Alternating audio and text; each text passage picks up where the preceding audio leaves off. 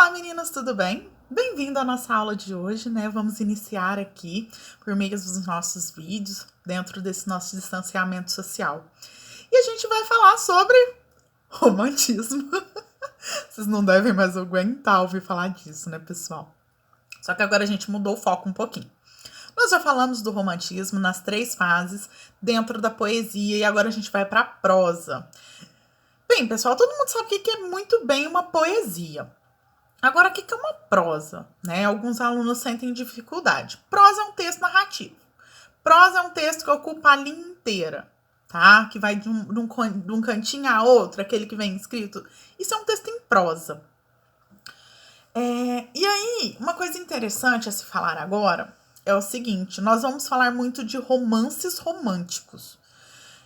E aí vocês vão pensar assim, mas isso é uma redundância, né? O que é uma redundância? Entrar pra dentro, sair pra fora, subir pra cima, descer pra baixo? Não é, galera.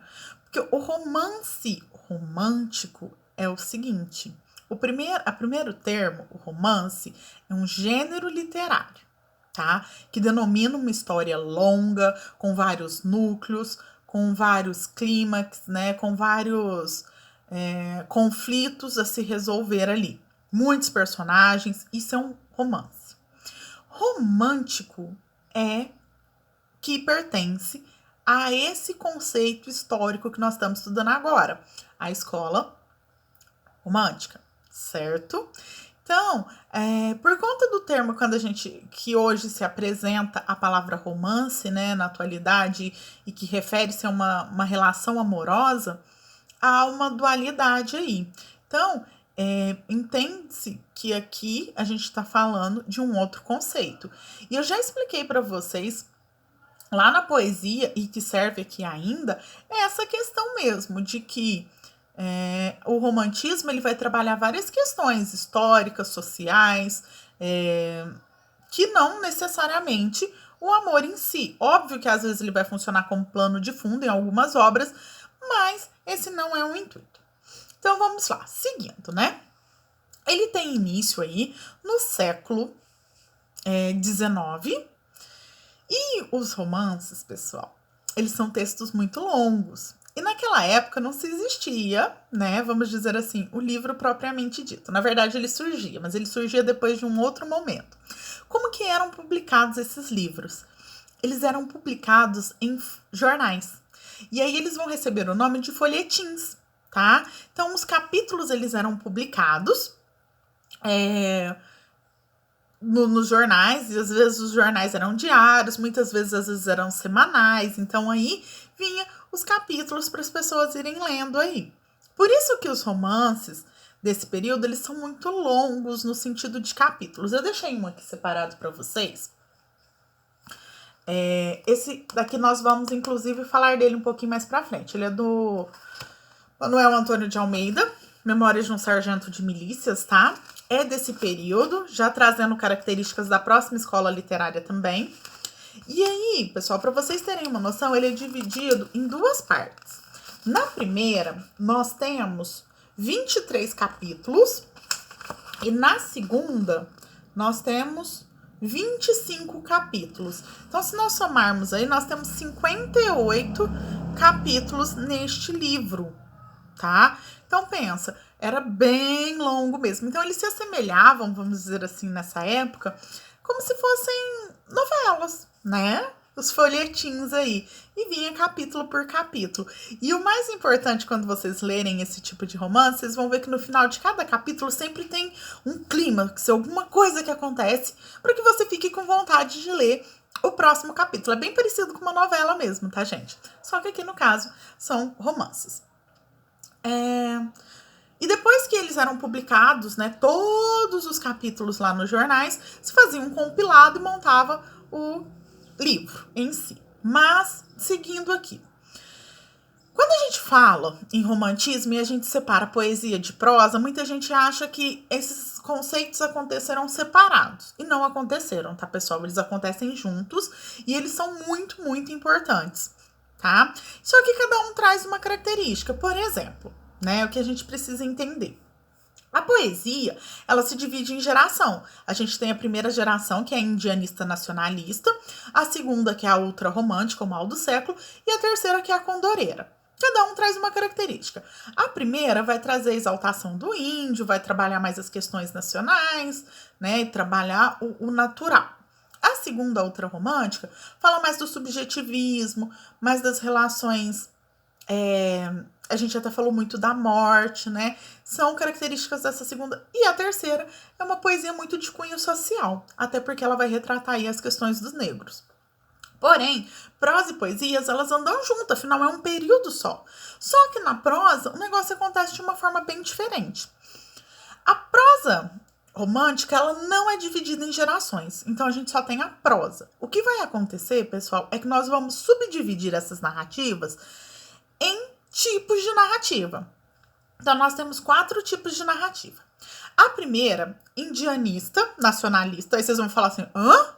Tá, acho que é só a primeira, tá? Indianista, nacionalista. A segunda é a regionalista. A segunda é histórica. A terceira, regionalista. E a quarta, urbana. Eu já pedi para vocês fazerem uma pesquisa sobre os romances urbanos aí, né, pessoal? A gente vai falar deles. Qual que é a característica de cada um? Característica não, vamos dizer assim. Qual que é como que se define cada uma delas? Melhor dizendo assim. As indianistas e nacionalistas, elas vão falar a respeito do início da colonização e de alguns mitos de fundação. A gente tem aí, por exemplo, Iracema, né, o Guarani, são obras com essa característica. Iracema, por exemplo, é o mito de fundação, né, do estado do Ceará.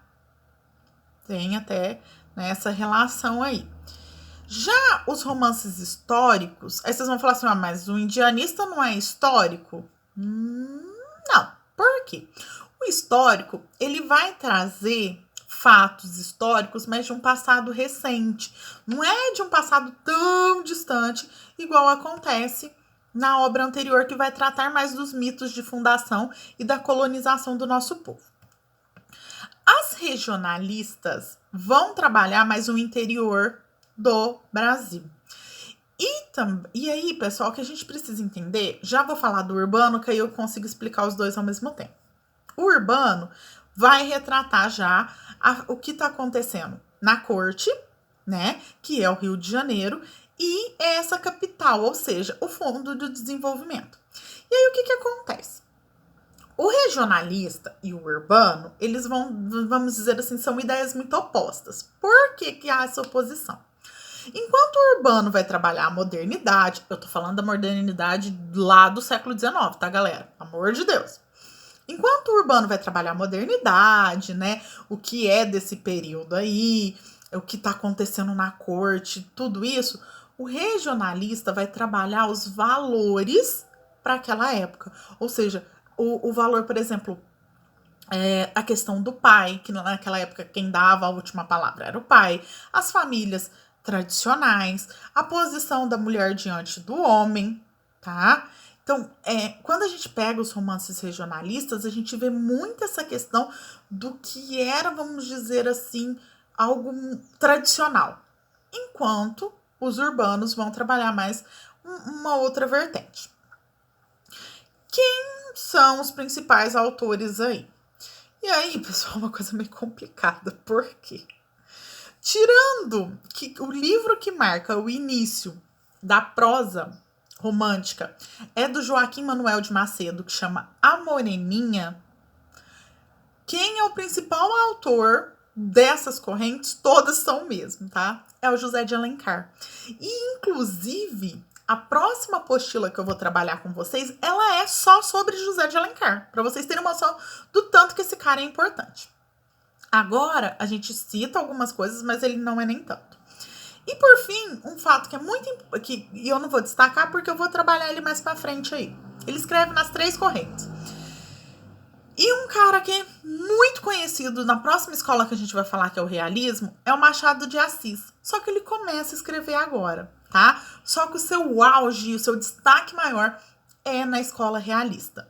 Bem, pessoal, é isso.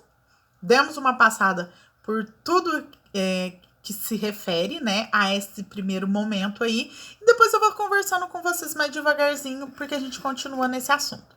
Tchau, até a nossa próxima aula.